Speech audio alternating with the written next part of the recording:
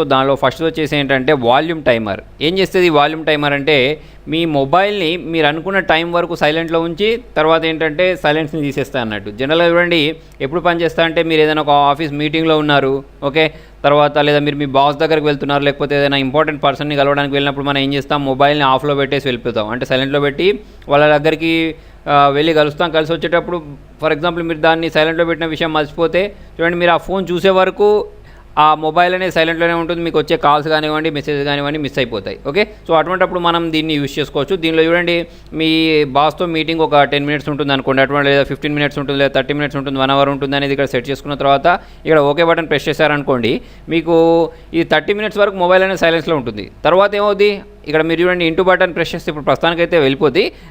తర్వాత చూడండి 30 మినిట్స్ తర్వాత ఆటోమేటిక్ ఆన్ అయిపోద్ది అన్నట్టు. ఓకే, మీకు మెసేజ్ టోన్స్ రావడం, సౌండ్స్ రావడం అన్నీ వినిపిస్తాయి అన్నట్టు. ఓకే, సో చాలా మంచి యాప్, కావాలంటే ఒకసారి ట్రై చేసి.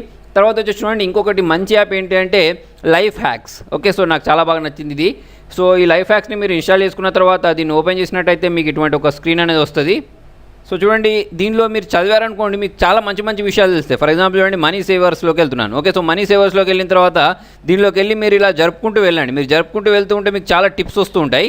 ఫర్ ఎగ్జాంపుల్ చూడండి ఇక్కడ మనకు ఏదైనా ఒక మంచి టిప్ చూడండి, ఏంటి మనీ సేవర్ అంటే buying A car. Okay, so for example buying A car అంటే చూడండి ఒక కార్ని కొనేటప్పుడు మనం ఎవ్రీ మంత్ ఎండింగ్లో కొంటే ఏంటంటే ఆ కార్ అనేది మనకు తక్కువకు వస్తాయని ఇక్కడ ఒక మనీ సేవింగ్ టిప్ ఉంది అన్నట్టు. ఓకే, సో ఇది ఒకటే టిప్ కాదు, మీకు చాలా టిప్స్ ఉంటాయి అన్నట్టు. ఓకే, డైలీ లైఫ్లో మీకు యూజ్ అయ్యే చాలా టిప్స్ ఉంటాయి. ఒకసారి మీరు కావాలంటే దీన్ని ట్రై చేసి చూడండి, మీకు ఎంత బాగా అనిపిస్తుంది అంటే అంత బాగా అనిపిస్తుంది. ఓకే, తర్వాత వచ్చి చూడండి ఇంకొకటి ఐ ఫిక్స్ ఇట్ అని ఉంటుంది. ఓకే, సో దీనిలో ఏంటంటే మనకు అన్ని పార్ట్స్కి సంబంధించిన రిపేరింగ్స్ దీనిలో కనిపిస్తాయి అన్నట్టు. అంటే మీరు కంప్యూటర్ని రిపేర్ చేసుకోవాలన్నా, మొబైల్ని రిపేర్ చేసుకోవాలన్నా, లేకపోతే మీ ఇంట్లో ఉండే చాలా వస్తువులు దీనిలో దొరుకుతాయి. ఓకే, సో ఫర్ ఎగ్జాంపుల్ మీరు ఫోన్ని రిపేర్ చేయాలనుకోండి, ఫోన్లోకి వెళ్తారు, ఫోన్లో మీకు ఆండ్రాయిడ్ ఫోన్ కావాలా ఐఫోన్ కావాలో అడుగుతుంది. సో నేను ఇక్కడ ఐఫోన్ అని తీసుకున్నాను. ఐఫోన్లో మళ్ళీ మీకు ఏ మోడల్ కావాలని అడుగుతుంది. సో ఓకే 7+ అని తీసుకున్న తర్వాత చూడండి మీకు దీనిలో వచ్చే ప్రాబ్లమ్స్ అన్నీ ఇక్కడ కనిపిస్తాయి. అంటే దాన్ని ఎలా ఇప్పాలి, ఒక స్టెప్ బై స్టెప్ ఉంటుంది అన్నట్టు. ఓకే, సో ఇప్పుడు మనకు చిన్న చిన్న ప్రాబ్లమ్సే, ఇవి చేసుకోవాలని తెలియక